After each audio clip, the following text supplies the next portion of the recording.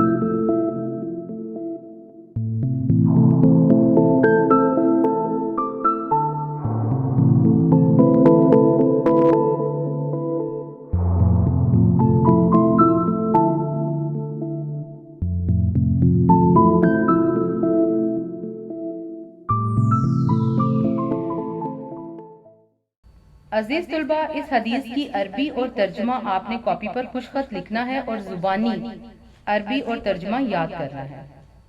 Copy का काम खुशखत लिखकर अपलोड करना है। लिखाई का खास ख्याल रखना है। अपना बहुत ख्याल रखिएगा। अल्लाह हाफिज।